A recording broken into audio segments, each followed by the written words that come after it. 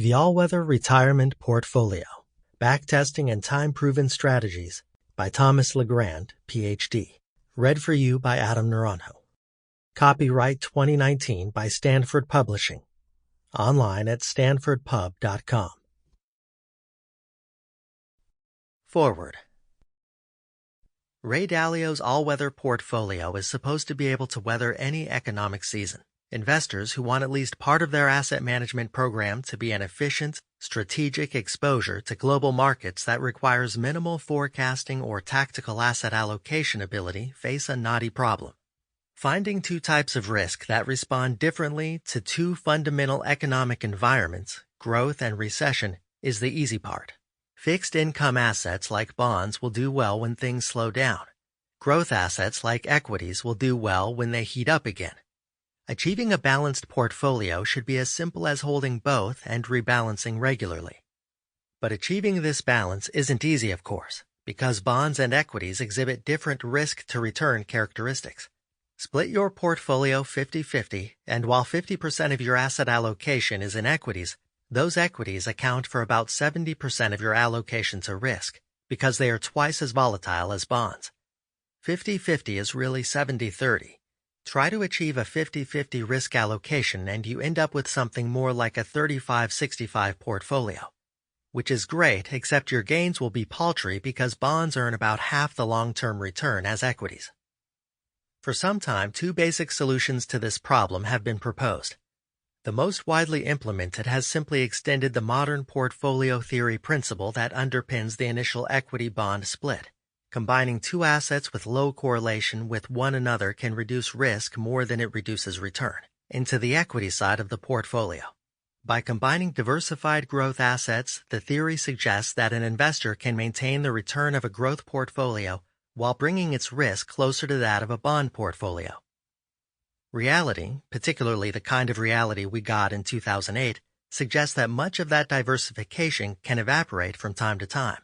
And during these times, not only is the risk not lower, it is usually higher because volatility rises as downside directional correlation increases. The second basic solution has come to be known as a risky parity portfolio. As that name suggests, this also tries to bring the relative volatility of fixed income and growth assets into parity. But the key emphasis is less on diversifying the growth part than on leveraging the fixed income part, usually via bond futures. The last few years has seen a flurry of interest in risk parity, particularly among U.S. institutional investors, but it was pioneered 16 years ago by Ray Dalio, president, CIO, and founder of $120 billion asset management giant Bridgewater Associates, and recent honoree in Time magazine's list of the top 100 most influential people in the world, alongside the likes of Warren Buffett, Hillary Clinton, and the Duchess of Cambridge. Founded in 1975 as a provider of economic research and advice, a fixed income and currency hedging manager for corporate and later institutional investors, by 1991 it had launched a hedge fund, Pure Alpha, which at $71 billion is now one of the world's largest. When Dalio set out the all-weather process in an article, a number of Bridgewater clients decided they would like to allocate to the strategy too. Quote, they generally set up pilot programs that represented 1 to 5% of their overall portfolios, which then increased through time as we monitored how the all-weather concept worked, he said. Quote, typically it has settled at 10 to 20%. In some cases it has evolved to 100%, where clients have gone on to implement it themselves. So this is the essential idea behind risk parity. As Dalio puts it, once you have taken the steps to make all asset classes exhibit approximately the same risk, you can begin to diversify for all economic environments without giving up expected returns. Or to put it another way, your search for diversification need no longer be constrained by fear of its impact on your long-term returns.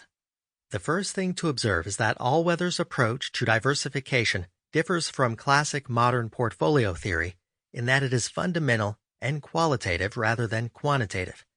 All asset classes are priced according to what an investor would pay for the future cash flows upon which it is a claim, according to Dalio. Quote, that's how a bond, a stock, or a piece of real estate compete, he says. Quote, so the most important driver of return is when the Sample complete. Ready to continue?